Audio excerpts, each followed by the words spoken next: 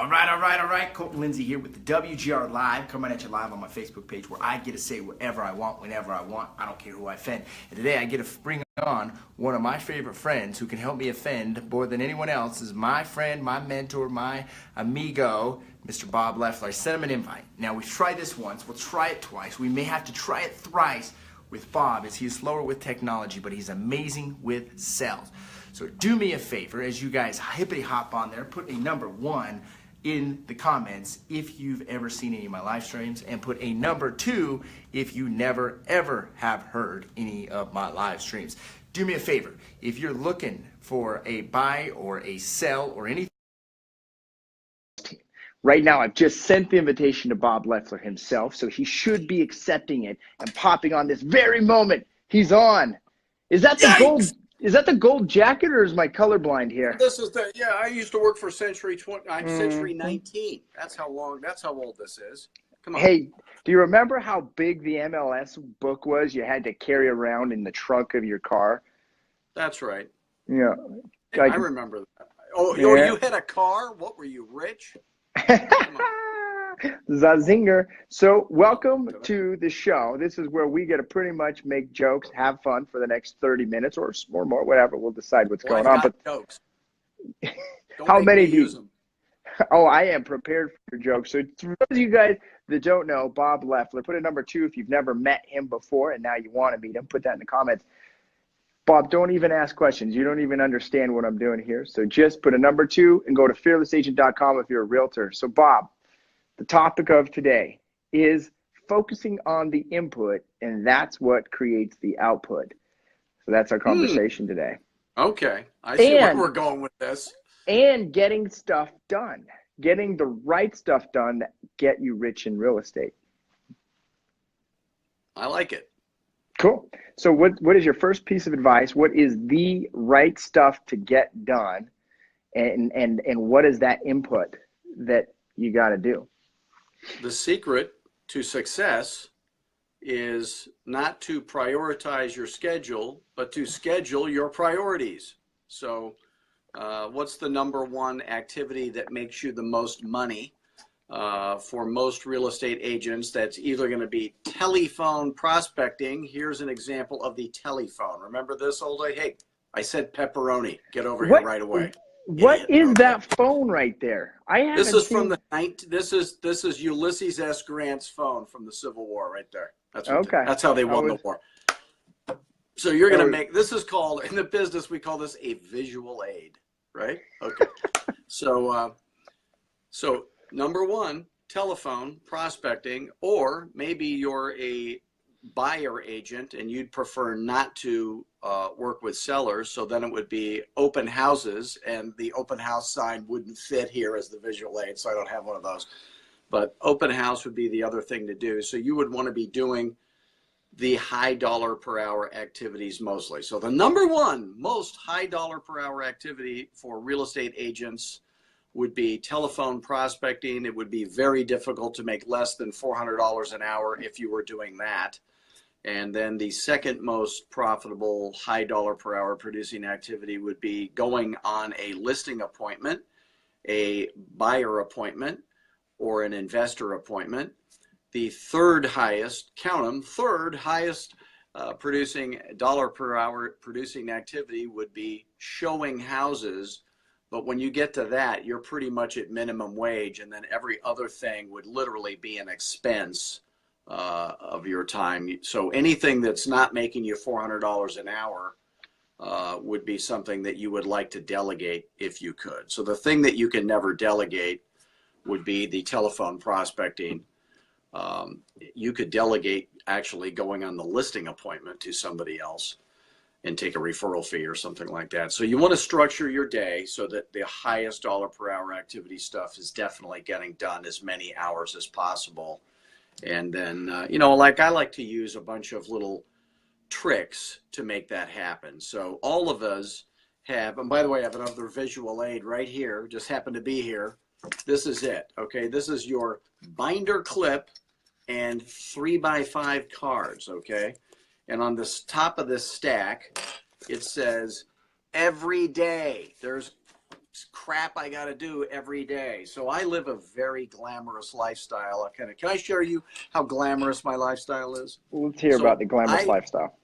Every morning, what I do is I go through this 3x5 card stack of stuff, and then I just kind of lay them out on a little counter in the order of the things that need to get done. So not every day do I do all of these things, but this one says edit YouTube videos. Maybe you've seen Colton on a YouTube video. He's hard to find. He's nowhere. It's like he doesn't even exist, right? So maybe you could see me on a YouTube video, but you know, you have to edit the YouTube videos, right? Yep. It's a thing you got to do. Yeah. And I don't have to do it every day. Colton has to do it every 5 minutes, but you know, I do them. So then there's another one that says I delegate that. I delegate that, Bob. I know you do. I know you do. So then this one says WO. That stands for workout. Go to the gym. I know it doesn't look like I go to the gym. I get that. I'm reading a book, smoking a cigarette on the thing. You know, my gym has ashtrays on the treadmills. I get it. This one says dry cleaning. You know, this thing doesn't wash itself. You have to take it in and have a guy do it. This one says order staples, not the actual staples, the company staples, right?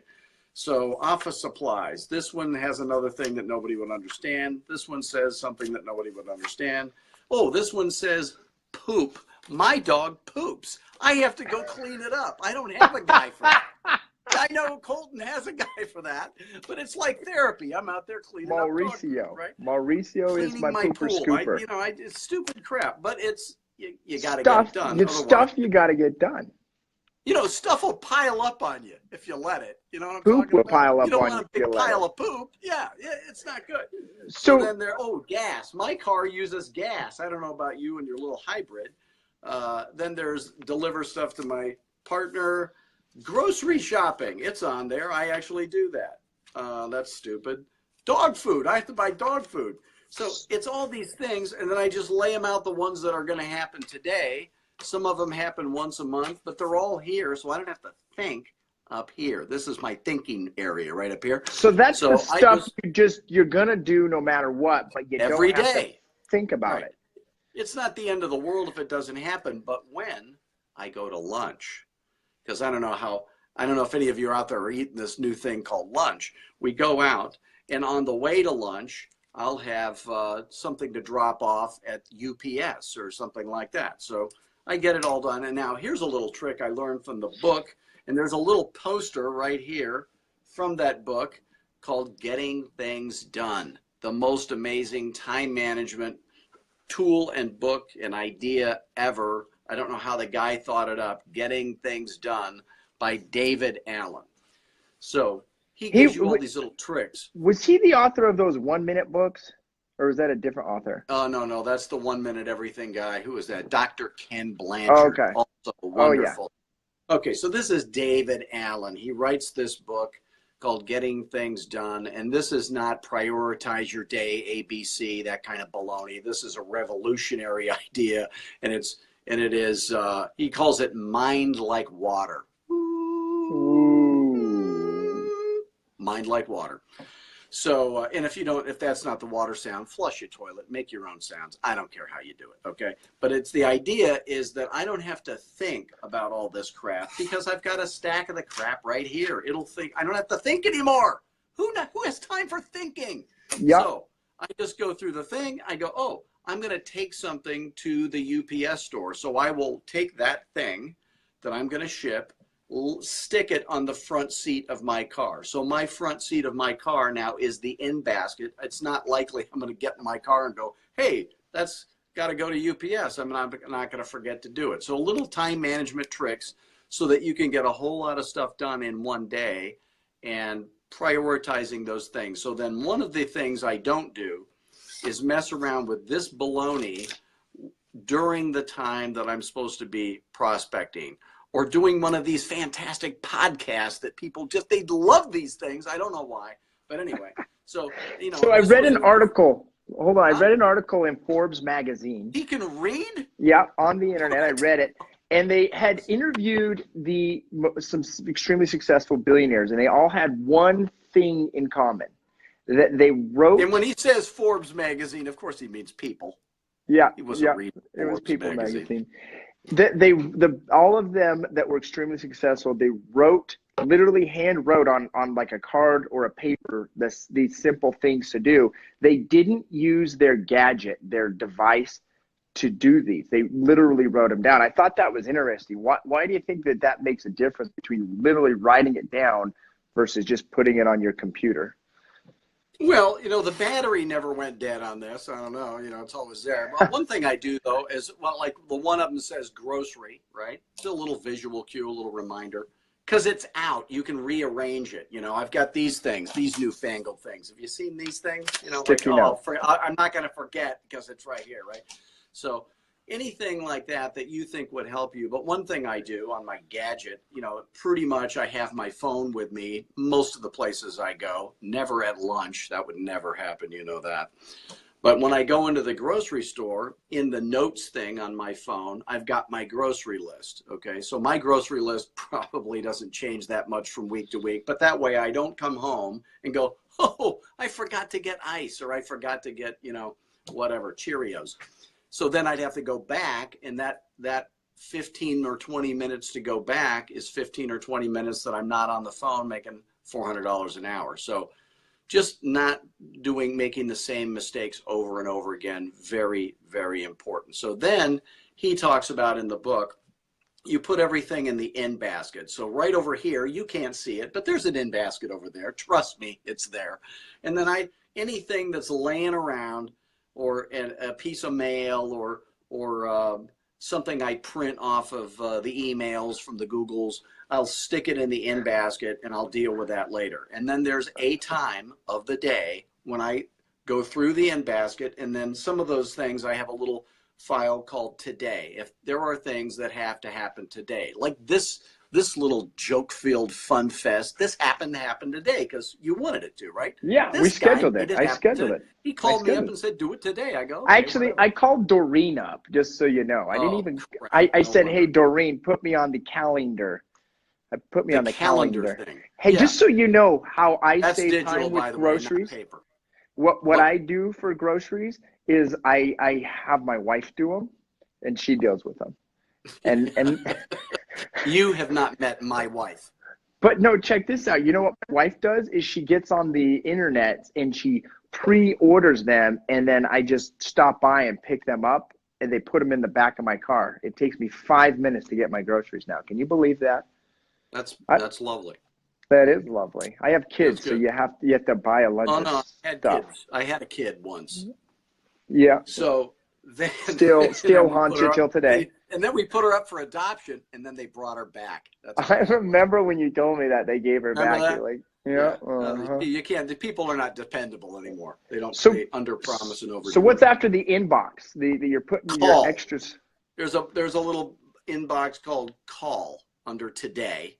Okay. Then there's call. These people got to get a phone call. Then there's enter. Some stuff has to get entered into the Googles or the data. What is the stuff? What's this thing called? The Mac, the Apple, the thing. Yeah. Then there's the do. This is a thing that I have to actually do. And then there's a file called waiting for. So I bought tickets to this event. Okay. I'm going to go to this little nickel and dime event, politics thing, if you want to know. And then, so I buy the tickets online, but, where are those tickets going to be? Where did I put them? Did I put them under this pile of crap over here? Where is it? So I've got a little file over here where you also can't see called waiting for. So anything that I'm waiting for, tickets, and something's going to expire, the recall on my car, whatever.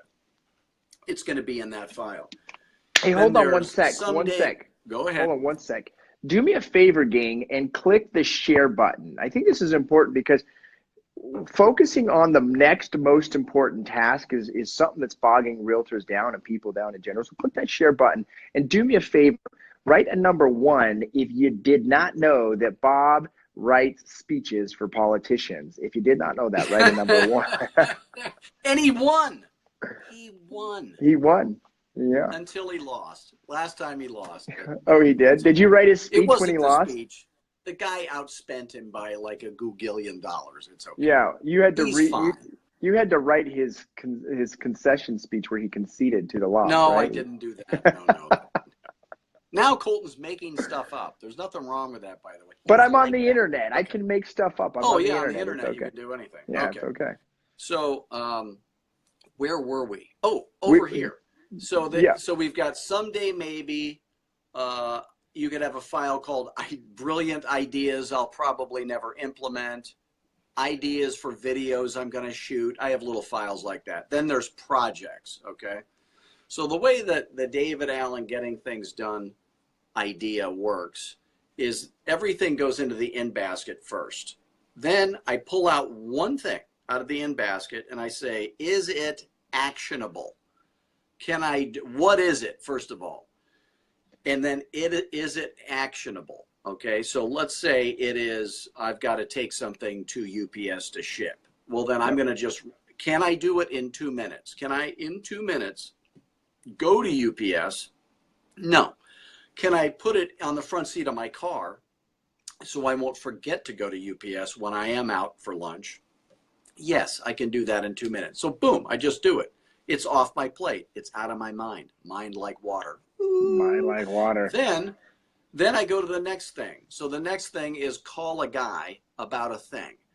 Could I call that guy in 2 minutes? Yes. So I'll call the guy. This is after prospecting. We've already gotten our prospecting, 2-hour stint of prospecting done. So this is that little in-between time. So I go to the in-basket. It tells me what to do. Is it actionable? Can I delete it? Can I throw it away? Can I delegate it? Can I make him do it? Whatever. So I'm going to try to, can I get my wife to stick it in the trunk of my car? Whatever it is. So if I have to do it, now, what does it take more than 2 minutes, right? Is it more than one step? Is it a project? If it's a project, like I got to call a guy, I got to write up a proposal, I got to shoot a video, I got to, it's multiple steps. Then I'll break down what is the very next action on that step, put the next action on one of these newfangled things, sticky note, very cool, right? Works like crazy. And then you put it on that piece of paper and then it goes back and you just do that next action. It becomes the next thing. So then you'll just schedule time each week. You could do it on Friday afternoon when things slow down. You could do it on Sunday. You could do it whenever, and just go through those files and move things to the different levels, figure out what the next actions are, and then you're able to get a whole lot more done. So I just use that system for everything. I'm not perfect at it, but it has saved me tons of time and made me lots of money. So I recommend it to you. I would do it. So the question is multitasking helping people or is it hurting people? Multitasking. Focus is for winners. Multitasking is for losers. So focus is the key to success. I'll give you an example. Michael Jordan once tried to play baseball. Do you remember that? Yeah, I do. How did that work out? He came back to basketball. So if you think about Tiger Woods, I would venture to say, has in his lifetime hit more golf balls than any living human being, right? Yeah. So he recently changed his name. Did you know that? He's actually known as Cheetah Woods. Oh my God. So this is the kind of comedy you can only get here, folks. Stay tuned for more comedy. I'm not even kidding. So and it doesn't matter if you don't think it's funny. Colton is killing him. It's enough. I will laugh as long as I laugh. So, so then he probably knows how many golf balls a day he hits, probably, right? Yeah. So if you know your numbers, and I'm not one of these guys that says you got to focus, reporting your numbers is not a skill I need you to have, but I would want you to know one number. How many listing appointments did you schedule this week? Yeah. How many hours did it take you to schedule that many listing appointments? So it used to be I would call Colton would call me and I'd say, hey, how many listing appointments did you schedule last week? he would know the number, and I'd say, how many hours did it take? He would at least be able to look up that number, and then we would be able to know how many dollars per hour he was earning when he was on the phone.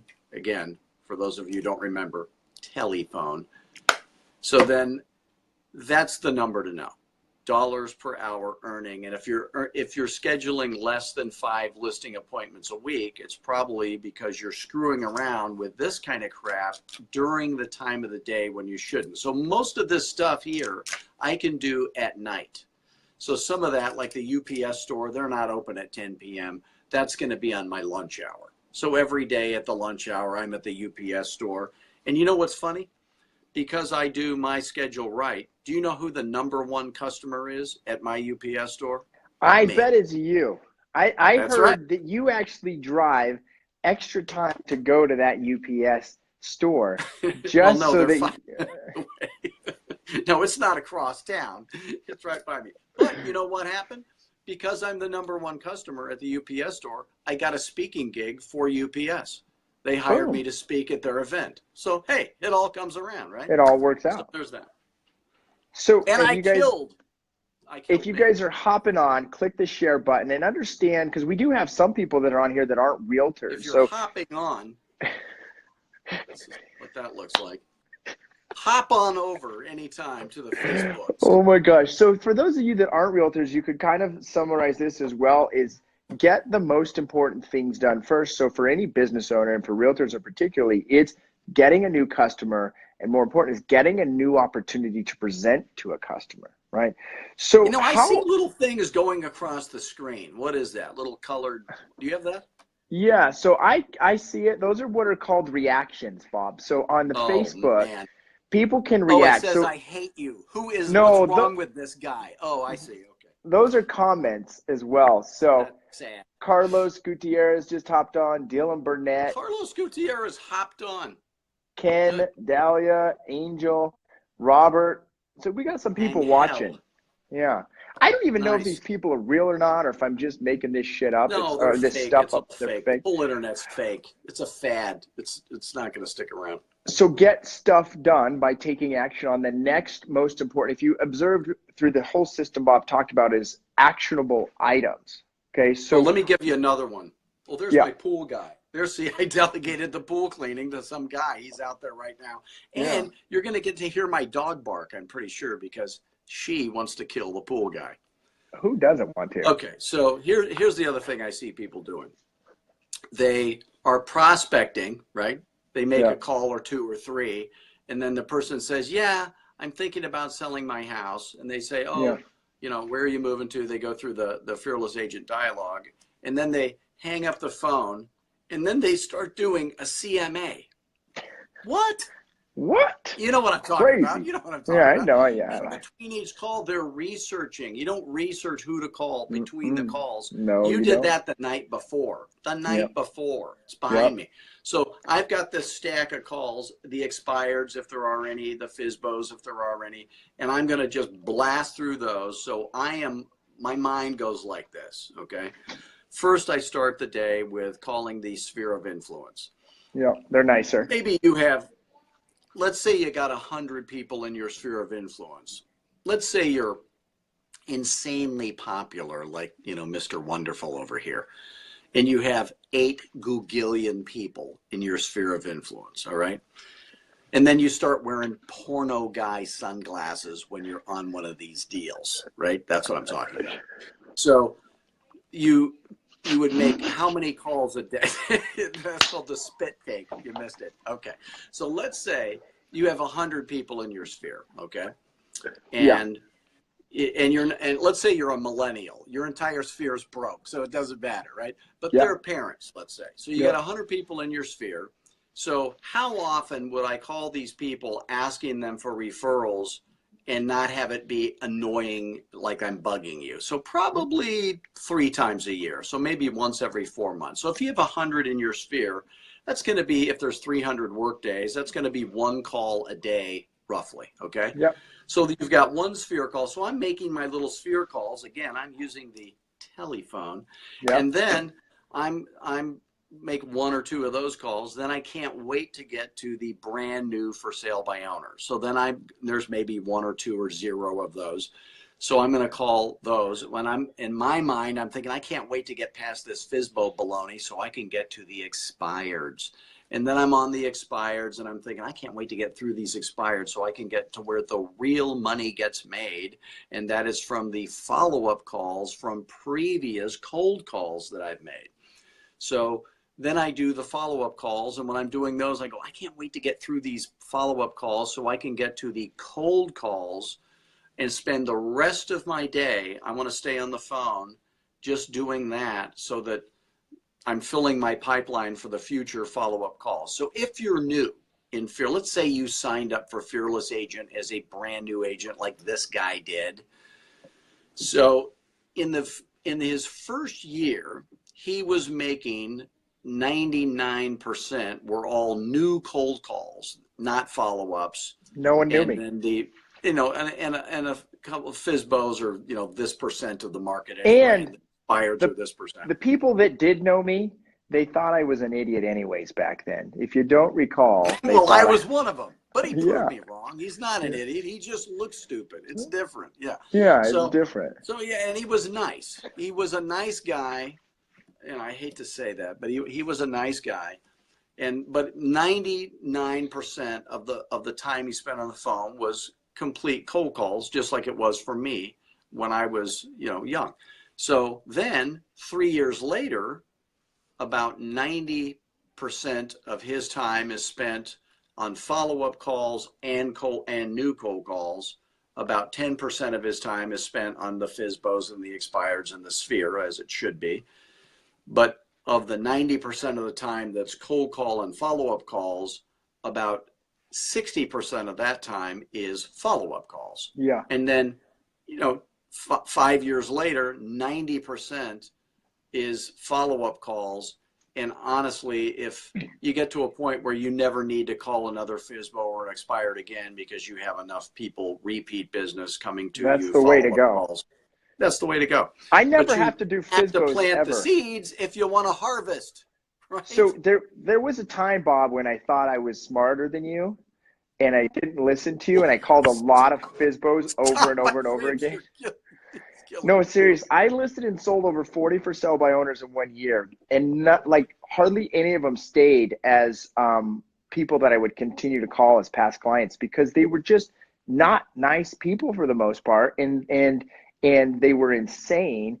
And I realized that I'd made a mistake for long-term business growth. I made a lot of money from them during that year, but for long-term business growth, you're not going to make a lot of money like you will with cold calling. So what do you say to those folks? There's this weird stuff going on the Facebook. Have you heard of Facebook before? What? Weird stuff on Facebook? Weird stuff where there are actual people saying, and I don't know if they're coaches or what they are, but they're saying that cold calling is a thing of the past.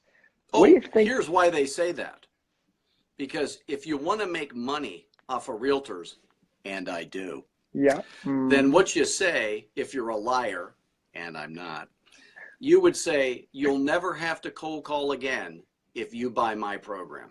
Mm-hmm. Yeah, see, if I just wanted to screw you and take your money, that's what I would say. I would tell some lie that's very appealing.